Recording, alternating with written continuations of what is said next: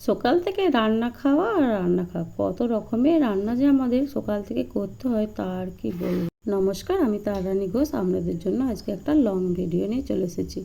এটা ছিল নীল পুজোর দিন ভিডিওটা করেছিলাম, যেহেতু গ্যালারিতে রয়ে গেছিলো, পোস্ট করা হয়নি, তাই আজকে ভাবলাম একটু পোস্ট করি। দেখুন সকাল সকাল ঘুগনি বানিয়ে নিয়েছিলাম সবার জন্য, যারা যারা মুড়ি খাবে তাদের জন্য।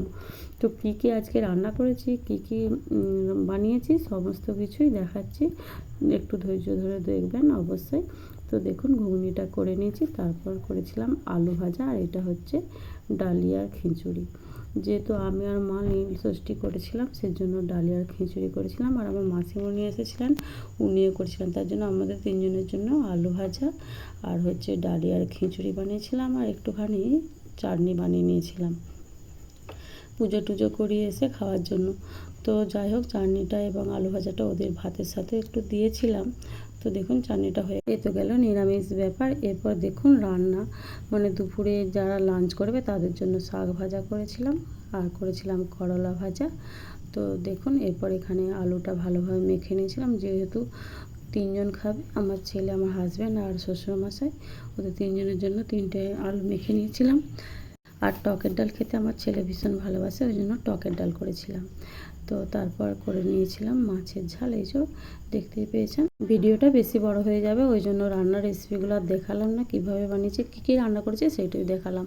দেখলেন তো শাক ভাজা, করলা ভাজা, আর হচ্ছে মাছের ঝাল আর আলু সেদ্ধ, এই ছিল দুপুরে রান্না। এরপর আমরা স্নান টান করে চলে গিয়েছিলাম মন্দিরে।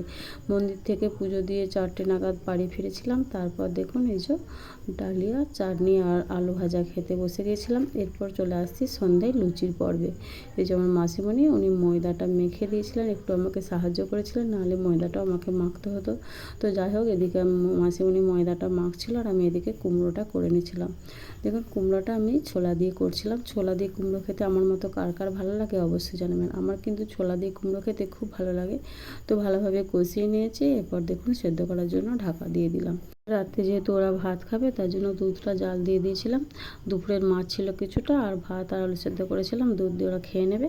তো সেটা আর দেখাইনি। দেখুন কুমড়োটা আমার সেদ্ধ হয়ে গেছে। এরপর একটু ভালোভাবে টিপে দেবো, মানে একটু ঘেঁটে ঘেঁটে দেবো। দেখুন সেদ্ধ হয়ে গেছে। গ্লাসে করে আমি চাপ দিয়ে একটু গ্রেভি টাইপের করে নেবো আর কি, মানে যে গোটা গোটা ভাবটা আছে ওটা একটু ভেঙে ভেঙে দেবো। তো যাই হোক, এইভাবে করে নিচ্ছি। তো দেখুন কুমড়োটা হতে বেশি সময় লাগলো না, যেহেতু কাঁচা কুমড়ো ছিল, বেশিক্ষণ লাগলো না, হয়ে গেল। আর কুমড়োটা একটু মিষ্টি দিয়ে দেবো, যেহেতু লুচির সাথে খাওয়া হবে, ওই জন্য একটু মিষ্টি দিয়ে দিলাম। চিনিটা দিয়ে দিয়েছি। এরপর নেড়ে চেড়ে নামিয়ে নেব। দেখুন একটু শুকনো শুকনো হয়ে গেলেই নামিয়ে নেবো, জলটা মরে আসলেই। তো জলটা শুষে নিয়েছে, দেখুন আমার হয়ে এসেছে কুমড়োটা। এরপর নামিয়ে নিচ্ছি। তো এটা যেহেতু কদিন আগের ভিডিও, দেখবেন কিনা জানি না, তবুও অবশ্যই চেষ্টা করবেন একটু পাশে থাকার। ভিডিওটা দেখলে আমার অবশ্যই ভালো লাগবে, আমার উপকার আসবে। দুধটা দেখুন হয়ে এসেছে, আমি নামিয়ে নিলাম। এরপর দুধ থেকে কিছুটা চা বানিয়ে নেব, ওই জন্য এদিকে দুধ গরম করতে দিয়ে দিয়েছি, চা পাতাও দিয়ে দিলাম, 2 চামচ পরিমাণ চা দানা দিলাম। তো এরপর একটু ভালোভাবে চাটা হতে দেওয়ার জন্য কিছুক্ষণ ওয়েট করছি, এবং মাঝে মাঝে নেড়ে দিচ্ছি, যেহেতু ছোট জায়গা পড়ে যাবে, ওই জন্য একটু নেড়ে ছেড়ে দিচ্ছি। এদিকে কুমড়োটা দেখুন হয়ে গেছে। এবার নামিয়ে নিচ্ছি। এবার চাটাও হয়ে এসেছে, আমি চাটা একটু দিয়ে দেবো ওদেরকে। তার আগে চাটাতে অবশ্যই একটু চিনি দিয়ে দেবো। আমি চা খেলে চিনি ছাড়াই খাই, কিন্তু ওনারা চা চিনি ছাড়া খান না, তাই জন্য চাটা আমি দিয়ে দিলাম। আর চাটা আমার শ্বশুরমশাই এবং মাসিমণি ওনারা খাবেন, ওদের জন্য চাটা দিয়ে দিয়েছি। আর কুমড়োটা দেখুন নামিয়ে নিলাম। দেখতেই পেয়েছেন কত সুন্দরভাবে কুমড়োটা করে নিয়েছি। আর সারাদিন আমাদেরকে কত রকমের রান্না করতে হয়, আর বাড়বিত থাকলে তো কোনো কথাই নেই, একটু বেশিই হয়ে যায়। তো তার এত কাজের মধ্যেও অনেকে আবার বলে নাকি যে আমাদের কোনো কাজ নেই, কী করব, ফেসবুক নিয়ে বসে থাকি। তো যাদের যা কাজ ওদের ওইটাই কাজ, বলা তাই বলুক, আর আমরা আমাদের কাজ করতে থাকি নাকি বলুন বন্ধুরা। তো এদিকে দেখুন সব লুচিগুলো বেলে নিয়েছি, খুব সুন্দর করে পাতলা পাতলা করে বেলেছি, যেহেতু এটা আটা, তাই দেখুন কত সুন্দরভাবে ফুলবে লুচিগুলো।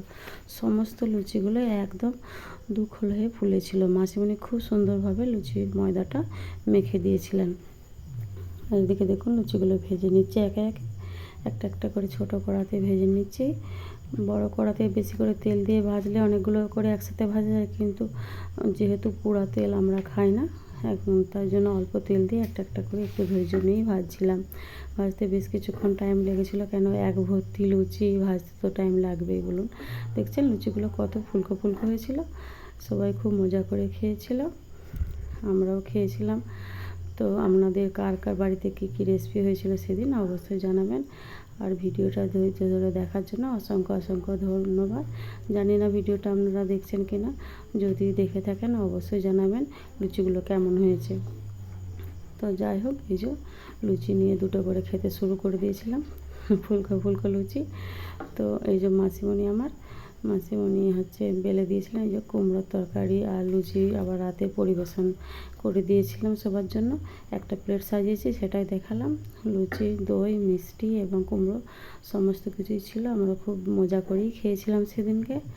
তো ভিডিওটা এই পর্যন্তই থাকলো, আশা করি আপনাদের ভালো লেগেছে। এতক্ষণ ধৈর্য ধরে দেখার জন্য অসংখ্য অসংখ্য ধন্যবাদ। টাটা।